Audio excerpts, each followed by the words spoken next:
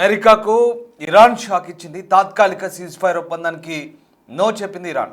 యుద్ధానికి శాశ్వత ముగింపు మాత్రమే పలకాలంటుంది. అమెరికా ముందు 10 డిమాండ్లు పెట్టింది ఇరాన్. 45 రోజుల సీజ్ ఫైర్ ప్రతిపాదనను తిరస్కరించింది. ఇక ఈ సీజ్ ఫైర్ టైంలో హర్ముజ్ తెరవాలంటూ డిమాండ్ చేశారు. ఈ ప్రతిపాదనను ఇరాన్ కొట్టిపారేసింది. సీజ్ ఫైర్ టైంలో హర్ముజ్ను తెరవడం అసాధ్యమంటూ ఇరాన్ తెగేసి చెప్పింది. ఇటు ఈ రాత్రికి ట్రంప్ డెడ్లైన్ ముగియబోతోంది. దీంతో హర్ముజ్ను తెరవకపోతే ఏం జరుగుతుందనే సందేహాలు వ్యక్తమవుతున్నాయి. ఈ నేపథ్యంలో ఇక ట్రంప్ చెప్పినట్టుగా ఇరాన్ను సర్వనాశనం చేస్తారా లేక యుద్ధానికి ఎండుకాడు పడేలా ముందడుగు పడుతుందా?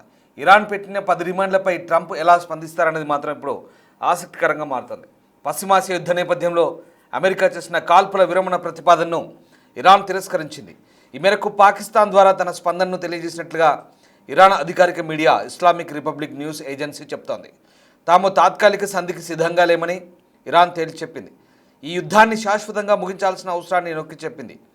మరోవైపు ఇరాన్ ఈ సందర్భంగా 10 డిమాండ్లను అమెరికా ముందుంచింది. ఘర్షణలకు ముగింపు పలకాలని, హర్ముజ్ జలసంధి ద్వారా సురక్షిత ప్రయాణానికి నియమావళి రూపొందించడంతో పాటు ఆంక్షలను ఎత్తివేయడం, పునర్నిర్మాణానికి సంబంధించి పలు నిబంధనలు కూడా ఇందులో ఉన్నాయి. అయితే తాము కేవలం కాల్పుల విరమణను మాత్రమే అంగీకరించమంటూ కైరోలోని ఇరాన్ దౌత్య మిషన్ అధిపతి ముజ్తబా ఫిర్దౌసి ది అసోసియేటెడ్ ప్రెస్తో అన్నట్లుగా సమాచారం. తమపై మళ్లీ దాడి జరగదని హామీలతో కూడిన యుద్ధం ముగింపుకు మాత్రమే అంగీకరిస్తామంటూ స్పష్టం చేశారు. ఇరాన్ ఇంధన మౌలిక సదుపాయాలపై బాంబు దాడులు జరిపేందుకు ట్రంప్ విధించిన గడువు ముగియనున్న నేపథ్యంలో ఈ తరహా స్పందన రావడం ఇప్పుడు ఆసక్తి రేపుతోంది. సో కాల్పుల విరమణ ఒప్పందంలో ప్రతిష్టంభన ఏర్పడింది. అమెరికా ఒప్పందాన్ని ఇరాన్ తిరస్కరించింది. ఈ విషయంలో మధ్యవర్తిగా వహిస్తున్నటువంటి పాకిస్తాన్ మౌనంగా ఉండిపోయింది. తాత్కాలిక కాల్పుల విరమణకు టెహ్రాన్ సముఖంగా లేని, దానికి బదులుగా యుద్ధానికి శాశ్వత ముగింపు అవసరాన్ని ఇరాన్ నొక్కి చెప్పినట్టుగా తెలుస్తుంది. ఇరాన్ కాల్పుల విరమణతో పాటు 10 షరతులు విధించింది. ఆ షరతుల్లో ఆ ప్రాంతంలో ఘర్షణలకు ముగింపు పలకడం, శాశ్వతంగా హర్ముజ్ జలసంధి గుండా సురక్షిత ప్రయాణానికి భరోసా ఇవ్వడం, తమపై ఉన్న ఆంక్షలు ఎత్తివేయడం, పునర్నిర్మాణానికి ఏర్పాటు చేయడం వంటి ఇరాన్ కీలక డిమాండ్లు ఉన్నాయి. మరోవైపు పాకిస్తాన్ మద్దతుతో రూపొందించిన కాల్పుల విరమణ ప్రతిపాదనలపై డొనాల్డ్ ట్రంప్ సంతకం చేయలేదంటూ వైట్ హౌస్ అధికారులు కూడా చెప్తున్నారు. ఆపరేషన్ ఎపిక్ ఫ్యూరీ కొనసాగుతుందంటూ అనౌన్స్ చేశారు. ఈ నేపథ్యంలో ఏం జరగబోతుందనే ఆసక్తి నెలకొంది. ఇక ట్రంప్ ఇస్తున్న గడువు కూడా మంగళవారం రాత్రి 8:30కు, అంటే మన భారత కాలమానం ప్రకారం ఉదయం 5:30 ముగియబోతోంది. దీంతో తెల్లవారుజామున 5 దాటాక ఇక ఇరాన్పై అమెరికా కాల్పుల మోత మోగబోతుందా, రేపు ఏం జరగబోతుంది అనేది చాలా ఆందోళనకరమైనటువంటి పరిణామంగా విశ్లేషకులు భావిస్తున్నారు. ముఖ్యంగా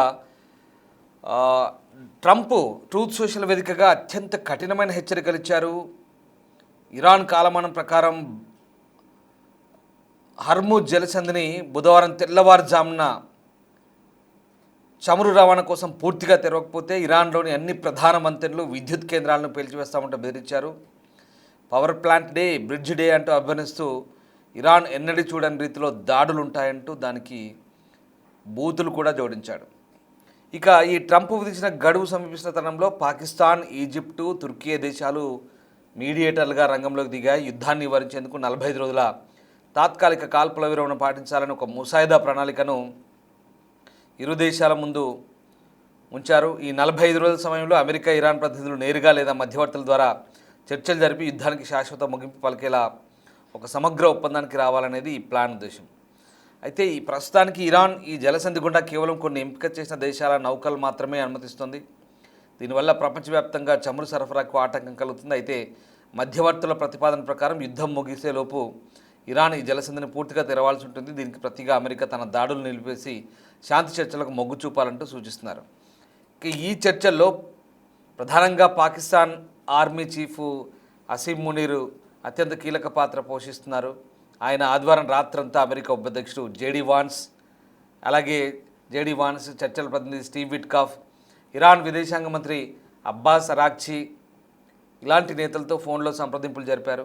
అమెరికా పంపిన 15 అంశాల శాంతి ప్రణాళికను కూడా పాకిస్తాన్ ఇరాన్కు చేరవేసింది. అయితే అమెరికా డిమాండ్లు చాలా కఠినంగా ఉన్నాయంటూ ఇరాన్ పెదవి విరిచింది. ట్రంప్ హెచ్చరికలపై ఇరాన్ విదేశాంగ స్పందించింది.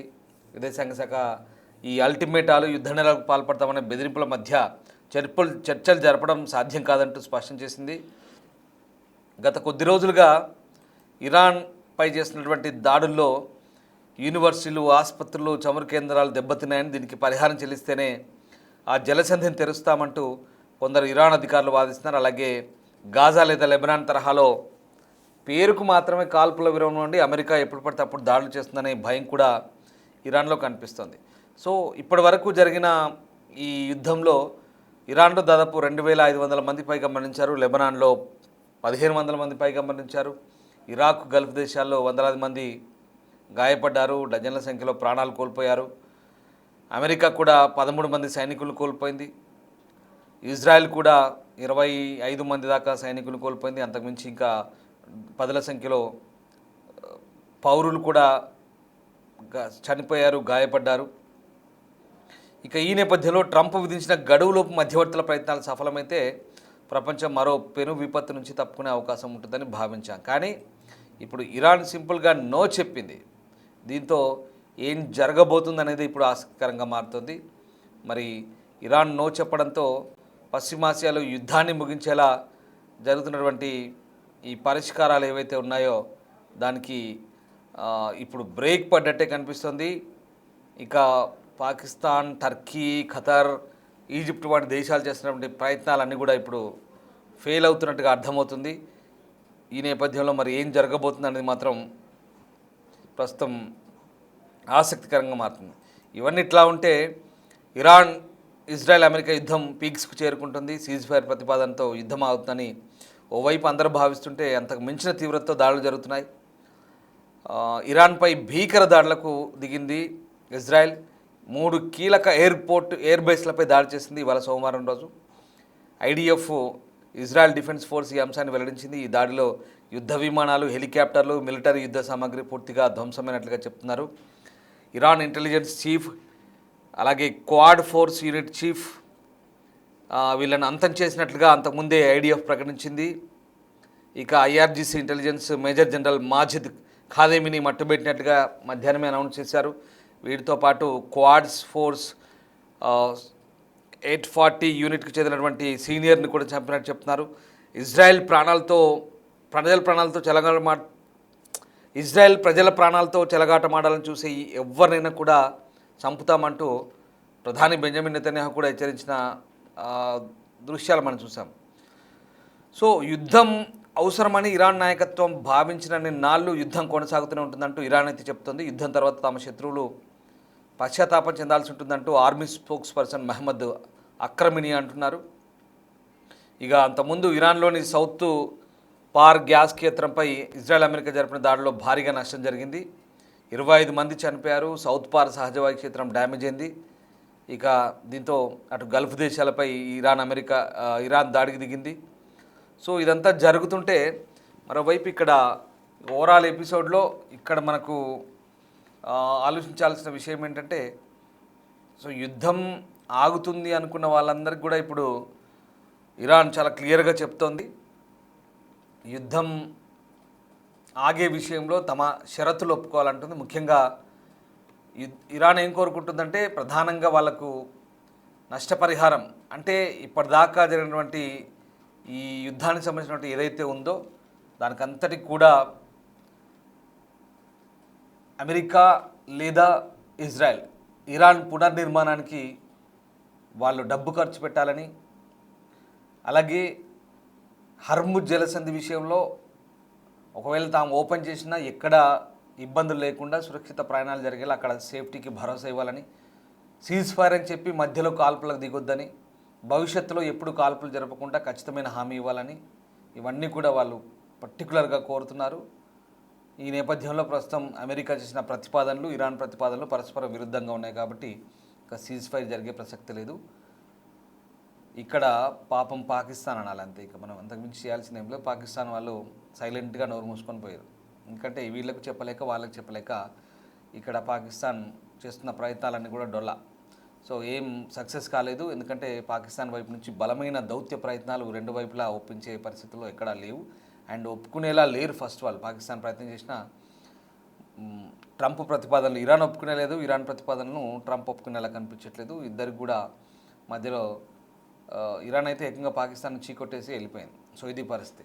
సో ఇక్కడ విషయం ఏంటంటే ఎక్కడ సీజ్ ఫైర్కు ప్రస్తుతం పరిస్థితులు సానుకూలంగా లేవు. అంతకుమించి యుద్ధానికి సీజ్ ఫైర్ అనేది తాత్కాలికం కాదు, కంప్లీట్గా పర్మనెంట్ ఎండ్ ఉండాలని ఇరాన్ కోరుకుంటుంది, శాశ్వత ముగింపు కావాలంటుంది. దానికి ఆ విషయాలకి ఇక్కడ వైట్ హౌస్ నుంచి ఎక్కడ క్లారిటీ రాలేదు. కాబట్టి ఇక ట్రంప్ ఇస్తున్న గడువు కూడా రేపు మార్నింగ్ 5:30తో ముగుస్తుంది.